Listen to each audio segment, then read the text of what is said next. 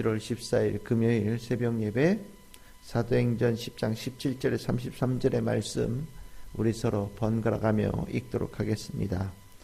베드로가 본 바 환상이 무슨 뜻인지 속으로 의아해하더니 마침 고넬료가 보낸 사람들이 시몬의 집을 찾아 문 밖에 서서 불러 묻되 베드로라 하는 시몬이 여기 유숙하느냐 하거늘 베드로가 그 환상에 대하여 생각할 때에 성령께서 그에게 말씀하시되 두 사람이 너를 찾으니 일어나 내려가 의심하지 말고 함께 가라 내가 그들을 보내었느니라 하시니 베드로가 내려가 그 사람들을 보고 이르되 내가 곧 너희가 찾는 사람인데 너희가 무슨 일로 왔느냐 그들이 대답하되 백부장 고넬료는 의인이요 하나님을 경외하는 사람이라 유대 온 족속이 칭찬하더니 그가 거룩한 천사의 지시를 받아 당신을 그 집으로 청하여 말을 들으려 하느니라 안내 베드로가 불러들여 유숙하게 하니라 이튿날 일어나 그들과 함께 갈새 욥바에서 온 어떤 형제들도 함께 가니라 이튿날 가이사랴에 들어가니 고넬료가 그의 친척과 가까운 친구들을 모아 기다리더니 마침 베드로가 들어올 때에 고넬료가 맞아 발 앞에 엎드려 절하니 베드로가 일으켜 이르되 일어서라 나도 사람이라 하고 더불어 말하여 들어가 여러 사람이 모인 것을 보고 이르되 유대인으로서 이방인과 교제하며 가까이 하는 것이 위법인 줄을 너희도 알거니와 하나님께서 내게 지시하사 아무도 속되다 하거나 깨끗하지 않다 하지 말라 하시기로 부름을 사양하지 아니하고 왔노라. 묻노니 무슨 일로 나를 불렀느냐 고넬료가 이르되 내가 나흘 전 이맘때까지 내 집에서 제9시 기도를 하는데 갑자기 한 사람이 빛난 옷을 입고 내 앞에 서서 말하되 고넬료야 하나님이 내 기도를 들으시고 내 구제를 기억하셨으니 사람을 욥바에 보내어 베드로라 하는 시몬을 청하라 그가 바닷가 무두장이 시몬의 집에 유숙하느니라 하시기로 내가 곧 당신에게 사람을 보내었는데 오셨으니 잘하였나이다. 이제 우리는 주께서 당신에게 명하신 모든 것을 듣고자 하여 다 하나님 앞에 있나이다. 아멘. 할렐루야. 오늘 저희들 새벽 예배 사도행전 10장 17절에서 33절의 말씀으로 우리 잠시 동안 은혜의 묵상의 말씀 나누도록 하겠습니다. 사도행전에 여러 이야기들이 참 중요하고 또 유명하지만 오늘 읽었던 본문에 나오는 이 고넬료의 회심은 사도행전에서 중요하게 언급하고 있는 일 중에 대표적인 일입니다. 사도행전이 어떤 책이냐? 이방인들에게 하나님의 구원의 뜻이 있다라는 것, 그리고 그 일을 사도들이 성령에 의지하여서 온 땅에 나가서 복음 전했다. 그리고 많은 결실이 있었다라는 것을 보여주고 그 복음이 가는 곳들마다 하나님의 나라가 확장되어지는 그 승리의 역사가 기록되어져 있는 책이 사도행전이죠. 유대인들도 사마리아인들도 다 구원받는 일들 중요하게 언급되지만 이방인들에 대한 이 구원의 이야기는 굉장히 중요하고 또 당시 사람들에게 있어서는 충격적인 이야기가 되어집니다. 오늘 읽었던 본문에도 나오지만 유대인들은 여러 가지 자신들의 유대인이라고 하는 정체성을 중요하게 생각했고, 그 중요하게 생각하는 과정에서 중요하게 여겼던 율법의 규례들이 몇 개 있거든요. 그 중에 뭐 우리가 잘 아는 안식일에 관한 부분들도 있지만, 오늘 이 대표적으로 이방인들과의 접촉을 금하고, 특히 음식을 먹거나 이럴 때 이방인들과의 아예 구별되어진 먹거리를 통해서 나는 유대인이야, 너희들과 함께 먹을 수 없는 그런 존재야 라는 것을 드러냈고 또한 강조했었습니다. 그래서 뭐 예를 들어서 우유와 고기 뭐 이렇게 썩지 않고, 피도 다 빼서 먹고, 뭐 돼지고기 물론 먹지 않고, 뭐 이런 여러 가지의 규정들을 있으면서 이방인들하고는 절대 밥을 먹지 않죠. 그만큼 이방인들과 유대인들 사이에는 엄청난 큰 장벽이 있었던 거예요. 근데 그 장벽이 오늘 이 고넬료의 이야기를 통하여서 하나님께서는 이미 깨트리셨다라는 걸 알려주시는 겁니다. 유대인들은 이 장벽이 하나님의 뜻이야. 이 장벽이 하나님의 생각이야. 우리를 지키고 보호하고 특별하게 높이시기 위한 하나님의 계획이고 하나님의 명령이야 라고 생각하고 살아왔는데, 오늘 이 고넬료의 이야기를 통하여서 하나님은 이미 그 장벽을 다 없애버리셨어. 하나님은 이방인들도 하나님의 자녀로 품고 계시고, 이미 이방인들 가운데도 하나님을 아주 신실하게 믿는 이들이 얼마나 많이 있는지 몰라. 이제 이방인들은 우리들과 다른 사람으로 보는 것이 아니라 이방인들도 하나님 안에 한 형제 자매 성도로 받아들이고 함께 구원의 기쁨을 누리는 이 유대인들 하나님 백성이 되어야 돼. 이제 새로운 시대가 왔어 라는 것을 보여주는 이야기가 이 고넬료 이야기거든요. 그래서 고넬료 이야기라고 얘기를 하지만, 고넬료에게 초점을 맞추면 이방인 고넬료가 구원받은 이야기가 되지만, 이것을 베드로에게 초점을 맞추면 하나님의 구원의 뜻이 이방인에게 완전히 열렸구나 라는 것을 사도의 대표라고 할 수 있는 베드로가 깨달은 사건. 베드로가 자기가 가지고 있던 생각들을 그 틀을, 껍질 안에 있던 것을 벗어나서 하나님의 진짜 뜻, 하나님의 진짜 놀라운 계획을 알게 되어지는 아주 결정적인 사건이 고넬료 사건이 되는 거예요. 그래서 우리가 이제 고넬료 사건을 우리가 이제 막 구분할 때는 7개의 사건들이 이제 장면들이 이어진다라고 하거든요. 그 중에 오늘 읽었던 본문이 세 번째, 네 번째, 그러니까 중간에 속하는 이야기예요. 그러니까 일종의 절정이죠. 오늘 잘 생각해 보면 고넬료 이야기, 베드로 이야기를 보면 베드로는 환상을 보고 이럴 때마다 주저주저해요. 이게 도대체 무슨 뜻이지? 나는 못하겠습니다. 나는 그런 거 먹을 수 없습니다. 이런 식으로 계속 주저주저합니다. 근데 반면에 이야기에 나오는 고넬료는요, 하나님 앞에서 주저함이 없어요.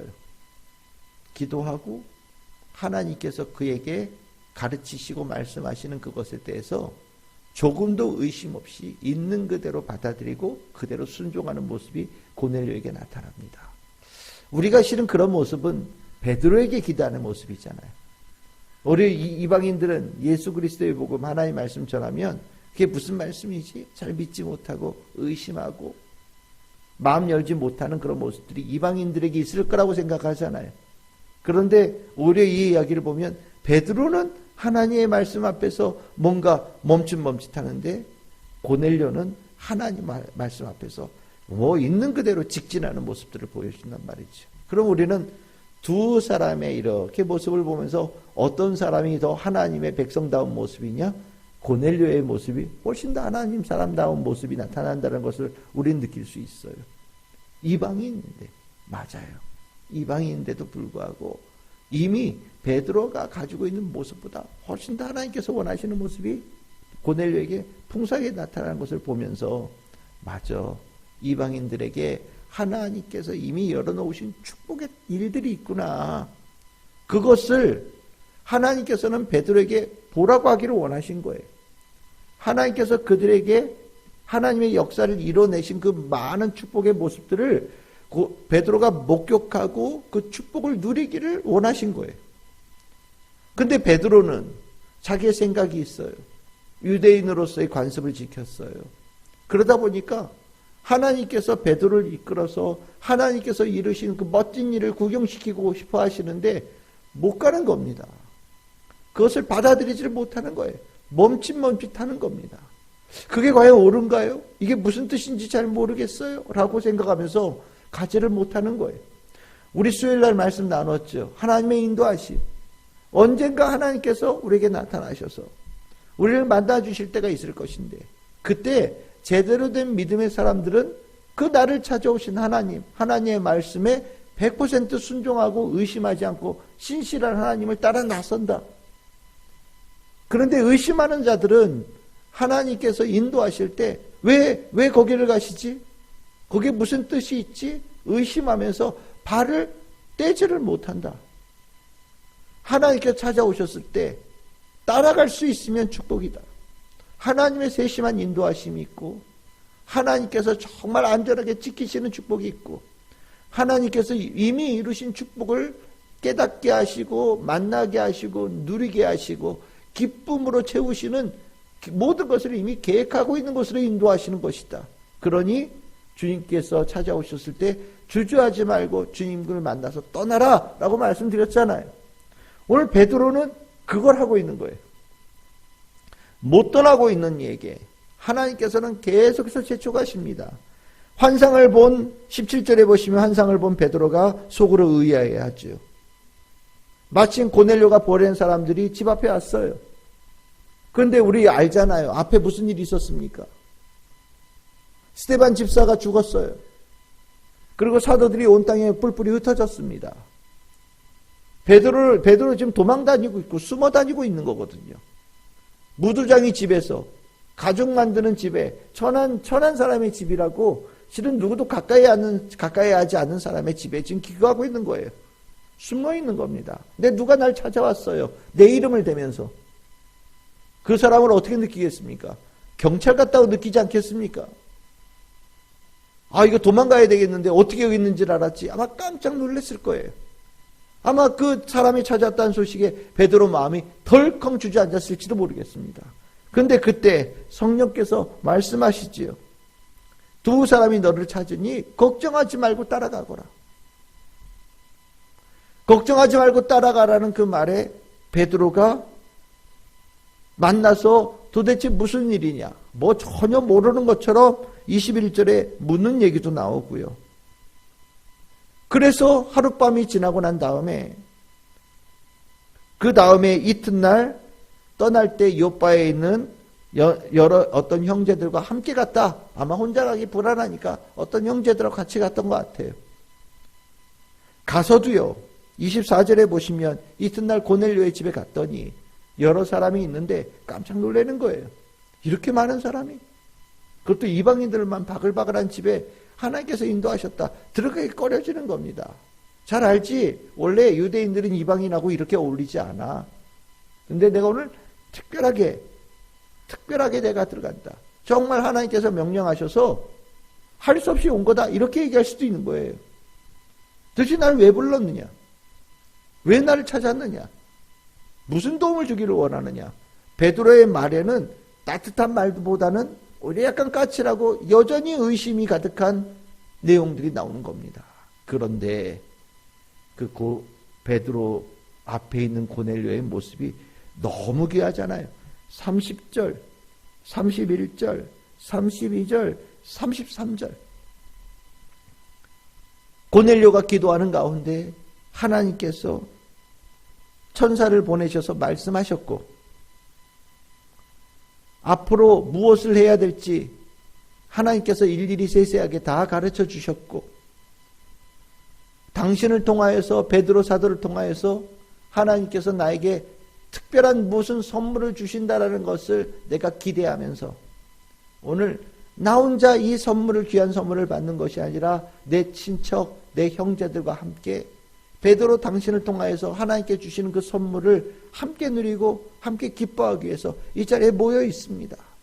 그러니까 두려워하지 마시고 하나님께서 베드로 당신에게 맡기신 하나님의 말씀을 다 주시옵소서. 무슨 말씀을 하시든 내가 다 받아들이겠습니다. 이 자리에 있는 모든 이들이 당신의 말에 귀를 기울이고 당신을 하나님처럼 하나님의 말씀을 전하는 하나님께서 보내신 가장 귀한 사람으로 맞이합니다. 무슨 말씀을 하시든지 다 받아들일 테니 말씀하여 주소서라고 청하고 있잖아요. 베드로가 이 모습을 기대했을까요? 아마 기대하지 못했을 거예요. 상상도 못했던 일일지도 모릅니다. 그런데 하나님께서는 베드로에게 정말 세상이 뒤집혀질 그 일을 목격하게 하고 계시는 거예요. 만약에 베드로가 자기의 생각을 깨트리지 못하고 유대인의 관습을 깨트리지 못했다면 하나님께서 열어놓으신 이 축복의 세계를 보지 못했겠지요. 하나님께서 이미 행하신 이 놀라운 일들을 체험하지 못했겠지요. 하나님께서 원하시는 뜻이 어디에 있는지 제대로 깨닫지 못하는 자로 계속 머물러 있었겠지요. 베드로는 주저주저했지만 하나님께서는 그를 인도하셔서 고넬료 집에 이끄셨고, 참 부족한 순종이지만 그 부족한 순종이라도 베드로가 따랐기에 하나님의 놀라운 일들을 체험하는 역사를 보게 된 거죠. 우리가 내 생각을 주님 앞에서 깨트리는 것은 굉장히 중요한 겁니다. 하나님께서 나보다 크신 분이시고 하나님께서 나보다 훨씬 더 넓으신 분이시고 하나님께서 나를 인도하실 때는 가장 좋은 것, 가장 선한 것, 가장 아름다운 것, 하나님의 뜻에 충만한 것으로 이끌기 위해서 나를 인도하시는 거예요. 우리는 그 인도하심을 기대하는 사람들입니다. 그리고 그 인도하심으로 내 생각이 깨지고 내가 가졌던 껍질이 깨지는 것을 기뻐하는 이들이 성도들이에요. 왜? 깨질수록 아름다워지니까. 깨질수록 커지니까. 깨질수록 깊어질 수 있으니까. 깨질수록 하나님의 그 마음을 담아갈 수 있는 그릇들이 되어져 갈 수 있으니까. 우리는 그래서 주님 앞에 오늘도 주의 말씀 앞에 내가 깨지기를 원합니다. 오늘도 주의 뜻 안에 내가 깨지고 껍질을 벗기를 소망합니다. 주님의 말씀을 깨달아서 내 생각이 변하기를 원합니다. 주의 말씀 속에서 내 마음의 색깔이 바뀌기를 원합니다. 주님의 말씀으로 내 행동이 바뀌기를 원합니다. 주님의 말씀으로 내 삶이 바뀌기를 원합니다. 주여 가르쳐 주시옵소서라고 주님 앞에 무릎 꿇는 이들이 성도라는 거예요. 우리는 오늘 그렇게 사는 겁니다. 오늘도 주님은 우리를 찾아오시고 우리를 만나주시고 우리를 동행하시면서 우리를 인도하실 거예요. 그 인도하심을 우리가 감사하며 받아들이고 순종하여 나아갈 때 하나님께서 이미 예배해 놓으시고 아름답게 펼쳐 놓으신 세계를 우리는 만나게 되는 것이고, 그 가운데 우리는 더 깊은 감동, 기쁨, 감사가 넘치는 성도의 삶을 누리게 되는 겁니다. 오늘 우리는 베드로의 삶을 하나님께서 우리에게 인도하실 거예요. 하나님께서 내가 생각하지 못했던 것으로 인도하실 때도 있고, 내가 가졌던 생각과 다른 것으로 우리를 가르치실 때가 있을 겁니다. 주저하시겠습니까? 아니면 따라가시겠습니까? 주저하시겠습니까? 아니면 받아들이시겠습니까? 받아들이고 따라가고 주님을 신뢰하고 믿는 자가 되어져서 하나님께서 열어놓으신 모든 축복을 누리는 우리 성도들 되기를 소망합니다. 오늘 여러분들의 가정과 여러분들의 일터와 모든 삶의 그런 그 자리마다, 그리고 여러분들의 마음, 여러분들의 생각, 여러분들의 육신의 모든 행동 하나하나가 하나님의 인도하심, 그 역사가 일어나는 복된 땅, 복된 시간이 되어지기를 소망하고, 그 오늘 하루가 주님으로 인하여 날마다 새로워지는, 날마다 더 깊고 넓어지는 성도로 태어나는 축복의 날, 오늘 7월 14일 금요일 되기를 주님의 이름으로 축복합니다.